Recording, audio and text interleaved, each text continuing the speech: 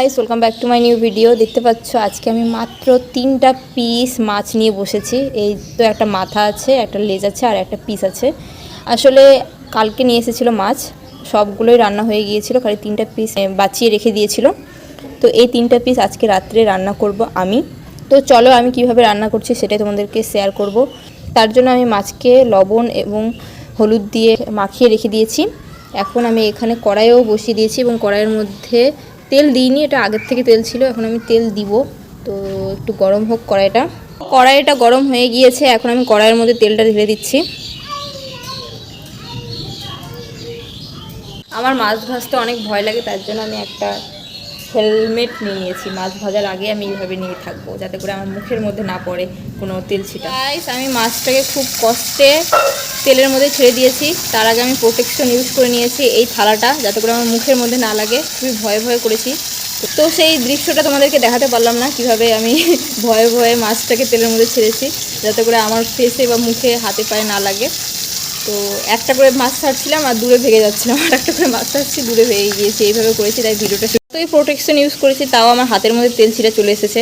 এখানে একদম ছিটে গিয়েছে, জ্বলছে এখন।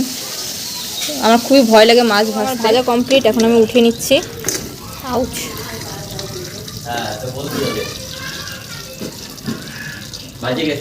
এখন আমি আলু কেটে রেখেছি, এই আলুগুলোকে ভেজে নেব। তার জন্য আমি তেলের মধ্যে আলু ঢেলে নিচ্ছি।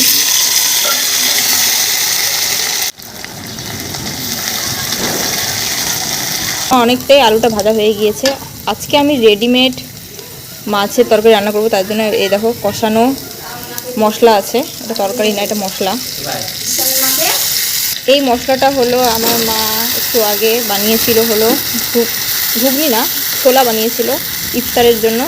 তো সেই মশলাটা অনেকগুলো বেঁচে গিয়েছে, আসলে বাঁচেনি। আগে থেকেই মা ভেবেছিল মাছ রান্না করবে, তার জন্য মশলাটাকে একটু বেশি করেই করেছিল। তো সেই মশলাটা দিয়ে আমি এখন মাছটা রান্না করলাম, একদম শর্টকাট। মশলা কষেছি পেঁয়াজ, লঙ্কা, আদা রসুনের পেস্ট দিয়ে। কষানো মশলাটাতে আগের থেকে লবণ দেওয়া আছে, তাই আমি লবণ মশলা কিছুই দিলাম না, শুধু কষবো। সব কিছু দেওয়া আছে, শুধু এটাকে কষবো যতক্ষণ না আলুটা সিদ্ধ হচ্ছে। তারপরে মাছটা ঢেলে দিব, একটু করে জল দিব আর কষবো। তো আমার অনেকক্ষণ ধরে কষানো হয়ে গিয়েছে, তাই আমি এখন জল ঢেলে দিলাম। এখন আমি মাছটা এর মধ্যে ঢেলে দিচ্ছি। এখানে 3 পিস মাছ, তোমরা হয়তো 3 পিস মাছ কে কে খাবে। বাড়িতে আমরা 3 জনই আছি, মা, ভাই এবং আমি। তো 3 জন 3টা পিস, রাত্রেবেলা হয়েই যাবে। ঢাকা দিয়ে দিই। কারেন্ট চলে গিয়েছে, আমি মোবাইলে ফ্ল্যাশ জ্বালিয়ে ভিডিও বানাচ্ছি। আর একটু লবণ দরকার ছিল, তাই লবণ ঢেলে দিলাম।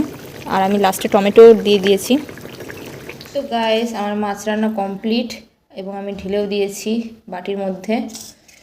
তো এটা এখন আমরা ডিনারে খাবো। তো তোমাদের ভিডিওটা কেমন লাগলো অবশ্যই কমেন্টে জানিও, রেসিপিটা কেমন লাগলো সেটাও জানিও। দেখা হচ্ছে পরের ভিডিওতে। Bye bye.